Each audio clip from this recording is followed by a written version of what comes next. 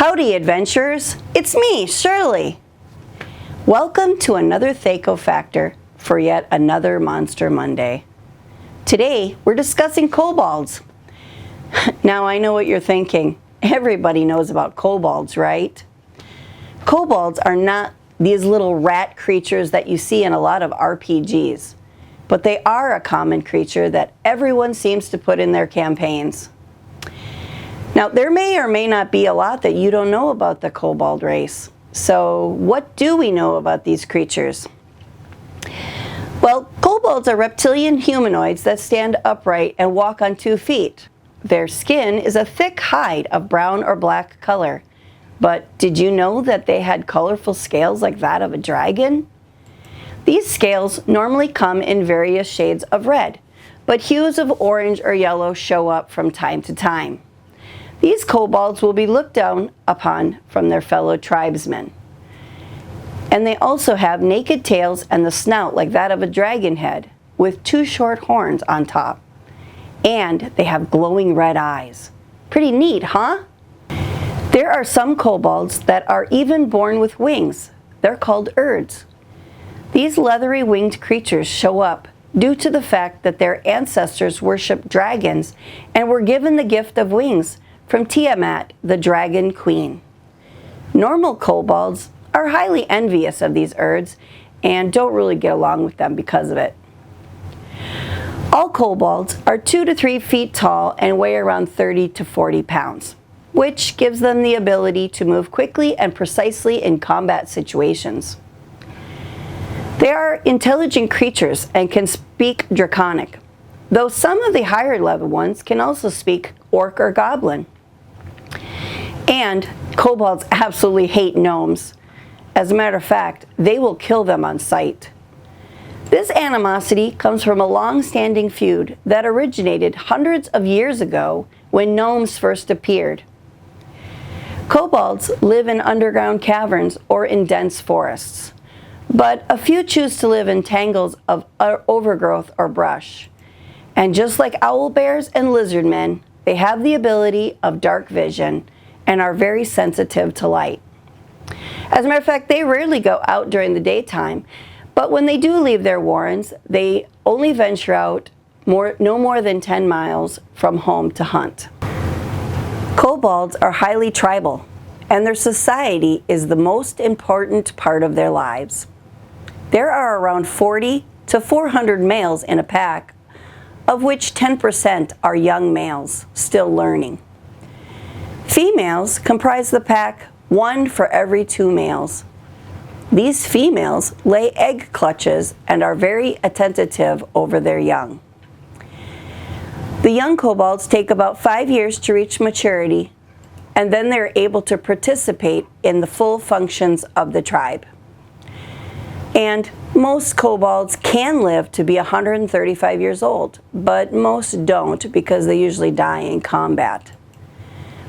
And when kobolds are not fighting, they spend their time mining, making traps, or inventing things that will help their group. And since they're very intelligent, they can make many different types of traps. Tribes are broken up into war bands made up of smaller groups. Each band usually is made up of 10 families each, and they are physically weak and depend on the art of trickery and their handmade traps to help them in combat situations. The groups will attack with a full wave, and depending on the odds, they will either stay and fight or retreat, which means if they end up having more warriors than the ones they're going up against, they will stay and fight, and they will fight as hard as they can. Most groups have 3 different types of warriors. First is the slinger. These kobolds hide behind rocks and trees, slinging rocks and other heavy objects that fit in their weapons. The second wave is the dragon shield. These kobolds move in to block or create a barricade, in which then the third group, the sly blades, can move in and attack. Now the sly blades will also move in to flank the enemies to ensure that there's no way for them to escape. Which leaves us, lastly, the worm priests.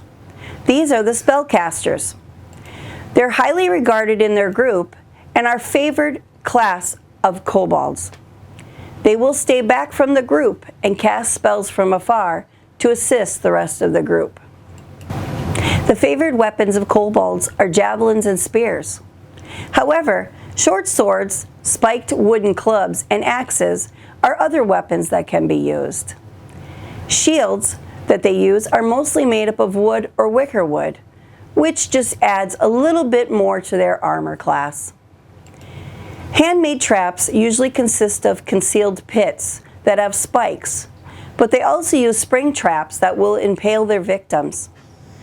They will lure their prey into a trap while they will also pour boiling oil on them. When not luring their victims, they are corralling them towards one of their hidden traps. Birds normally just assist the tribe by perching on ledges and throwing rocks at creatures passing by.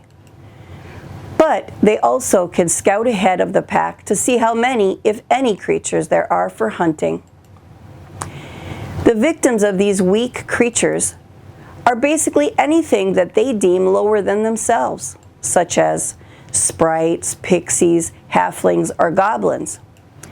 They carry their victims' corpses back to their lairs for consumption and rarely eat away from home. Kobolds tend to bow down to more intelligent and powerful creatures. Humans and other humanoid creatures usually are not subjected to any real harm. Although elves and dwarves are considered deadly rivals of the kobold and may incite conflict. Half-elves, on the other hand, are held in high regard, for they are the best blend of their parent races. Any real victims of the kobolds will either be killed and looted outright, or they will be captured and sold as slaves within the tribe, as kobolds love to torture and torment other creatures. They will keep them alive so they can do so.